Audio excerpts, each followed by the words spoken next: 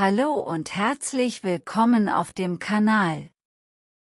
Heute ist ein besonderer Tag, denn du wirst eine lustige, aber auch sehr nützliche Geschichte hören, perfekt für Anfänger oder fortgeschrittene Lernende wie dich.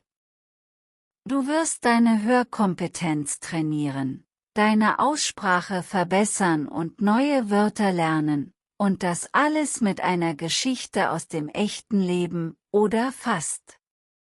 In diesem Video erzähle ich dir von einem typischen Tag im Leben von Lena, einer jungen Frau aus Berlin, die zwar manchmal etwas stur ist, dafür aber jede Menge Kreativität und Lebensfreude hat. Lena liebt Kaffee, Katzen, und leider gerät sie oft in Situationen, die uns allen bekannt vorkommen. Aber genau diese kleinen Missgeschicke helfen dir dabei, Alltagsdeutsch zu üben. Und es gibt noch einen Bonus: Ich stelle dir eine super effektive Methode vor, die Shadowing-Technik. Das bedeutet einfach, du wiederholst direkt nach mir, was ich sage, so als würdest du mir Schritt für Schritt folgen. Diese Übung verbessert deine Aussprache, deinen Sprachfluss und sogar deinen Rhythmus beim Sprechen. Also zögere nicht, laut mitzusprechen, egal, ob es am Anfang komisch klingt. Je mehr du übst, desto besser wirst du. Ziel ist es, entspannt zu lernen und Spaß zu haben. Also atme tief durch. Mach es dir gemütlich und bereite dich darauf vor, mit Lena zu lachen, und vielleicht auch mal verlegen für sie zu erröten. Bist du bereit? Dann los geht's. Lena ist 28 Jahre alt und lebt seit 3 Jahren in Berlin. Sie arbeitet in einer kleinen, charmanten Buchhandlung in Kreuzberg. Jeden Morgen steht sie mit demselben Ziel auf: den Tag genießen, auch wenn das Aufstehen immer wieder schwer fällt. Wie viele andere schläft sie viel zu gerne ein paar Minuten länger oder eher eine Stunde. An diesem Tag allerdings ist besonders wichtig: es geht um etwas Großes, die Adoption einer Katze. Ja, richtig gehört. Lena möchte sich eine Katze anschaffen, und dafür muss sie ein richtiges Gespräch führen, fast wie bei einem Vorstellungsgespräch. Sie muss einen Fragebogen ausfüllen, Fragen zu ihrem Lebensstil beantworten, zeigen, dass ihre Wohnung groß genug ist, und vor allem überzeugen, dass sie eine gute Katzenhalterin sein wird. Für Lena ist das kein Spaß, das ist ernst. Sie hat sogar einen extra Lebenslauf geschrieben: zukünftige Katzenbesitzerin, mit Qualifikationen wie Geduld, wenn die Katze nicht kommt, wenn man ruft, bedingungslose Liebe, gerade für schwarze Katzen, die manchmal ein schlechtes Image haben, und Organisationstalent. Man braucht Platz für Spielzeug, Kratzbaum und Futter. Doch an diesem Morgen läuft nichts nach Plan. Sie wacht spät auf, logisch. Ihr Wecker hat 6-mal geklingelt, doch jedes Mal hat sie ihn ausgeschaltet, ohne die Augen zu öffnen. Am Ende ist er einfach stumm geblieben, wohl beleidigt. Lena springt aus dem Bett, rennt ins Bad und merkt erst jetzt, dass sie noch ihren Schlafanzug anhat. Schnell duschen, denkt sie, doch die Duschcreme ist leer. Beim Zähneputzen fällt ihr Zahnpastatube auf den Boden. Sie seufzt, lacht nervös und sagt laut: Okay, der Tag fängt schlecht an, aber ich schaffe das trotzdem. Ich werde diese Katze adoptieren. Sie zieht sich schnell an, ein zu großes Sweatshirt, eine Jogginghose mit Loch und Schuhe, die nicht zusammenpassen.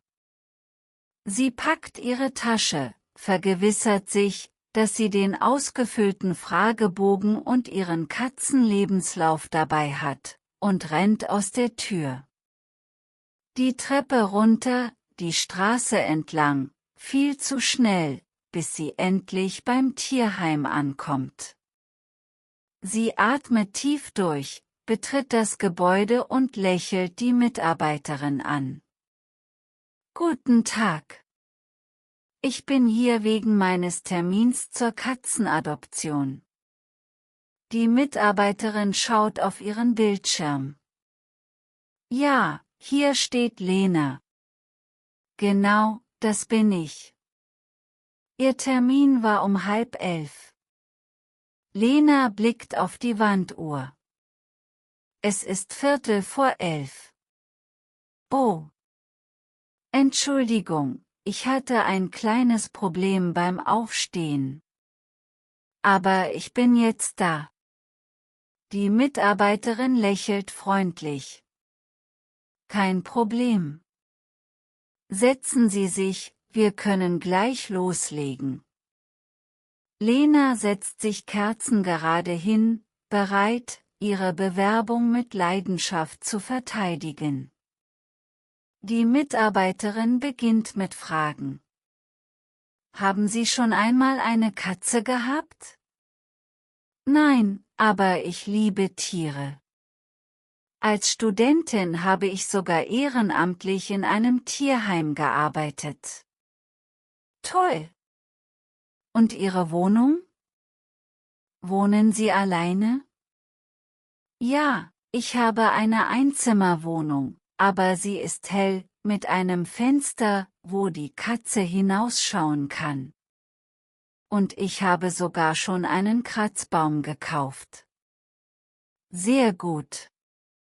Und warum möchten Sie heute eine Katze adoptieren? Lena atmet tief durch. Weil ich glaube, ich brauche Gesellschaft.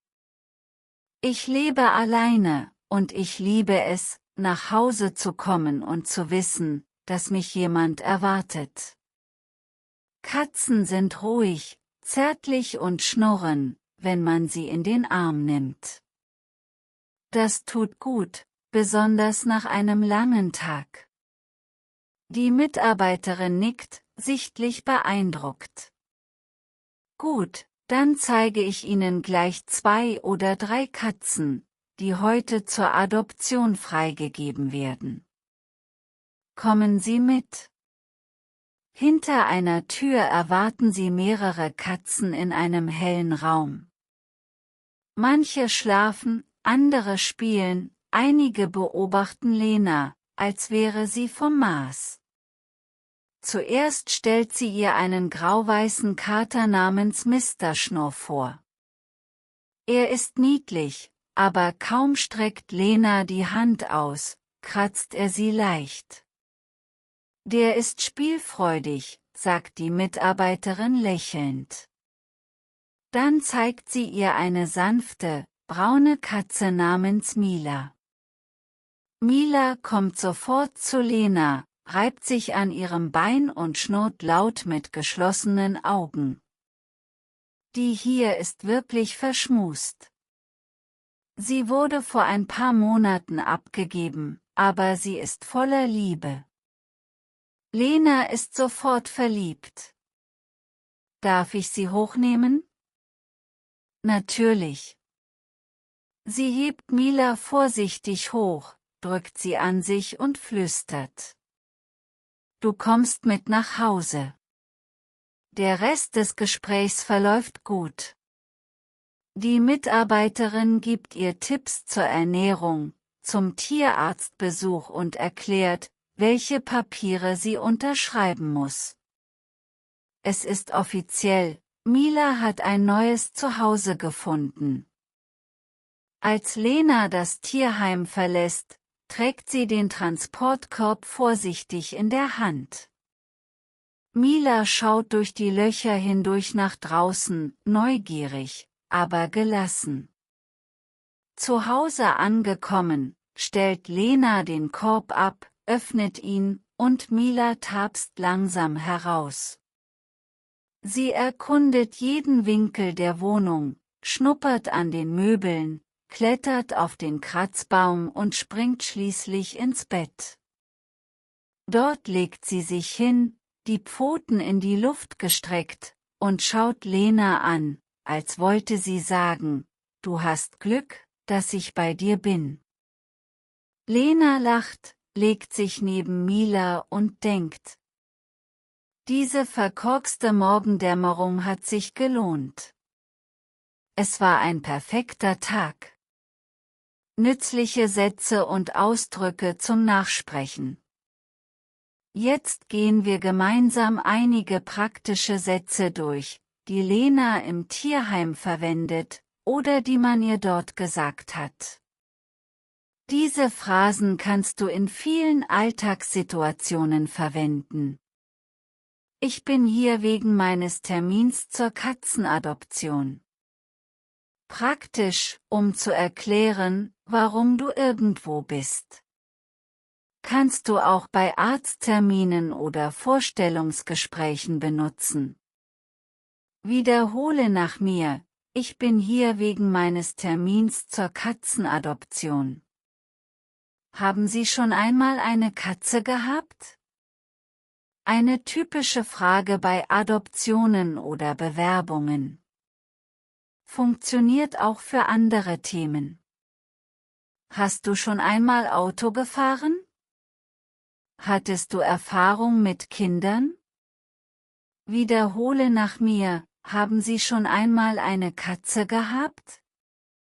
Nein, aber ich liebe Tiere. Perfekt, um deine Leidenschaft zu zeigen. Kannst du auch sagen bei: Ich liebe Musik, ich liebe Reisen. Wiederhole nach mir: Nein, aber ich liebe Tiere. Ich habe sogar ehrenamtlich in einem Tierheim gearbeitet. Zeigt Engagement, auch außerhalb bezahlter Arbeit. Passt auch in echte Vorstellungsgespräche. Wiederhole nach mir: Ich habe sogar ehrenamtlich in einem Tierheim gearbeitet. Weil ich glaube, ich brauche Gesellschaft. Ehrlich, emotional, passt in viele persönliche Gespräche.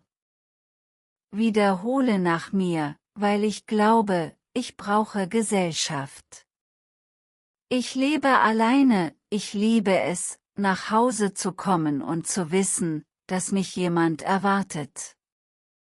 Beschreib dein Leben: Ändere alleine, gern in mit MitbewohnerIn, mit meiner Familie, und so weiter. Wiederhole nach mir: Ich lebe alleine, ich liebe es, nach Hause zu kommen und zu wissen, dass mich jemand erwartet. Die hier ist wirklich verschmust. Sie wurde vor ein paar Monaten abgegeben, aber sie ist voller Liebe. Super, um jemanden oder etwas zu beschreiben. Ähnlich. Dieses Buch ist spannend. Diese Person ist voller Ideen. Wiederhole nach mir: Die hier ist wirklich verschmust. Sie wurde vor ein paar Monaten abgegeben, aber sie ist voller Liebe. Man gibt dir Tipps zur Ernährung, zu den Tierarztbesuchen. Hilfreich, um Empfehlungen zu verstehen, egal ob im Tierheim, Krankenhaus oder bei einer Ausbildung.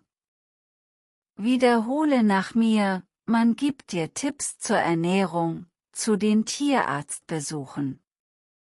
Wenn du diese Sätze wirklich behalten willst, dann probiere Shadowing. Wiederhole die Sätze direkt nach mir, während du dir das Video nochmal anschaust.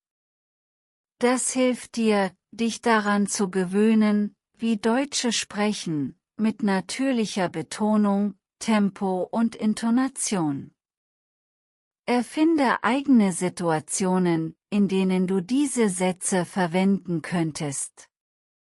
Zum Beispiel: Was würdest du antworten, wenn du eine Katze adoptieren willst? Wie würdest du erklären, warum du ein Haustier brauchst?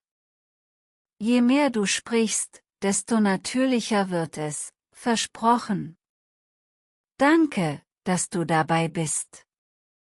Wenn dir dieses Video gefallen hat, vergiss nicht: Drück auf Gefällt mir.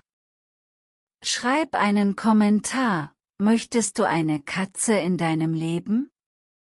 Abonniere diesen Kanal, damit du keine Folge von Lenas Abenteuern verpasst, es wird bestimmt nicht die letzte sein.